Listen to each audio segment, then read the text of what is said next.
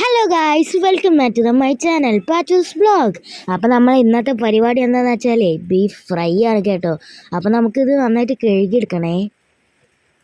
അത് കഴിഞ്ഞാലേ നമുക്ക് ചെറിയ ചെറിയ കഷ്ണങ്ങളാക്കി അരിഞ്ഞെടുക്കണേ. അപ്പോൾ നമ്മൾ ബീഫൊക്കെ ഇവിടെ കഴുകി വൃത്തിയാക്കി വെച്ചിട്ടുണ്ട് കേട്ടോ ഗായ്സ്. അടുത്തതായിട്ട് നമ്മളെ മസാലക്കൂട്ടാണ്. ആദ്യം തന്നെ നമ്മൾ പട്ടയും ഏലക്കായും ചതച്ചതാണ് കേട്ടോ. അത് കഴിഞ്ഞിട്ട് നമ്മൾ 1/2 ടീസ്പൂൺ മുളക് പൊടി, അത് കഴിഞ്ഞാൽ മഞ്ഞൾപ്പൊടി 1/2 ടീസ്പൂൺ, അത് കഴിഞ്ഞാൽ നമ്മൾ മല്ലിപ്പൊടിയാണ് ഇടുന്നത് 1/2 ടീസ്പൂൺ തന്നെ, 1/2 ടീസ്പൂൺ ഉള്ള 1.5 ടീസ്പൂൺ. അത് കഴിഞ്ഞാൽ നമുക്ക് ആവശ്യത്തിനുള്ള ഉപ്പും പിന്നെ ജീരകം പൊടിച്ചതുമാണ്. അപ്പോൾ ഇതൊക്കെ കഴിഞ്ഞിട്ട് നമുക്ക് നന്നായിട്ട് യോജിപ്പിക്കണം. ഇതൊക്കെ കൂടി നല്ലപോലെ ഇളക്കുക. എന്നിട്ട് നമുക്ക് 20 മിനിറ്റാണ് ഇതിൻ്റെ റെസ്റ്റിംഗ് ടൈം, ഇല്ലെങ്കിൽ 25 മിനിറ്റ്. അത് കഴിഞ്ഞിട്ടേ നമ്മൾ തുറക്കാൻ പാടുള്ളൂ. ഓക്കെ,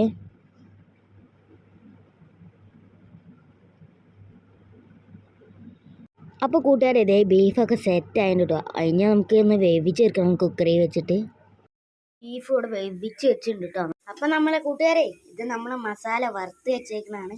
ഇത് നമ്മളെ കൊച്ചുള്ളി, ഇത് നമ്മളെ പച്ചമുളക് ഇങ്ങനെ തുണ്ടായിട്ട് അരിഞ്ഞ് വെച്ചതാണ്. ഇത് നമ്മളെ ഇഞ്ചിയും വെളുത്തുള്ളി പേസ്റ്റ് ആക്കിയതാണ്. ഇത് നമ്മളെ നാളികേരക്കൊത്താണ്. പിന്നെ എന്താ നമുക്ക് മെയിൻ സാധനമാണ് വേപ്പില. അപ്പം ഇതാണ് നമ്മളെ ബീഫ് റോസ്റ്റ് ചെയ്യാനുള്ള സാധനങ്ങൾ. നമ്മൾ ആട്ടിയ നല്ല ശുദ്ധമായ എണ്ണയാണ് അത്.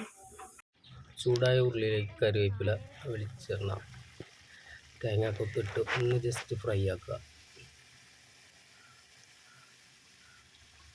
നല്ലപോലെ ഒന്ന് ഇളക്കാം. എന്നിട്ടൊന്ന് ജസ്റ്റ് ഫ്രൈ ആയി വരുമ്പോൾ നമ്മൾ കൊച്ചുള്ളി ഇടാം. കൊച്ചുള്ളി ഇട്ടൊന്ന് ഫ്രൈ ആയിട്ട് വരുമ്പോൾ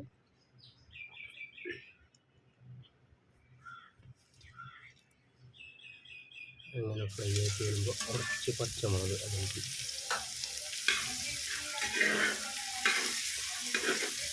കുക്കറിൽ നിന്ന് എടുത്ത ബീഫ് ഇടാൻ പോവാണ് കേട്ടോ.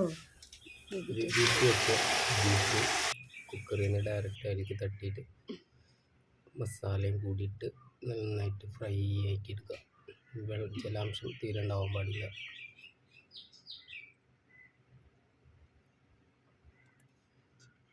അത് കഴിഞ്ഞ് വാടി വരുമ്പോൾ ഇഞ്ചി, പച്ചമുളക്, വെളുത്തുള്ളി അത് ഈ ഫ്രൈ ഉണ്ടാക്കുമ്പോൾ ഈ ടൈമിലിടാൻ പാടില്ല, അല്ലെങ്കിൽ ഫ്രൈ ആയി വരുമ്പോൾ അത് കരിഞ്ഞു പോകും.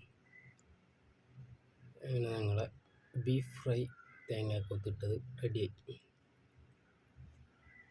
അപ്പോൾ നമ്മൾ ഇന്നത്തെ വീഡിയോ ഇത്രേ ഉള്ളൂ. എല്ലാവർക്കും ബായ്. അപ്പോൾ സബ്സ്ക്രൈബ് ചെയ്യാൻ മറക്കല്ലേ. ഇതൊന്ന് പരീക്ഷിച്ച് നോക്കണേ.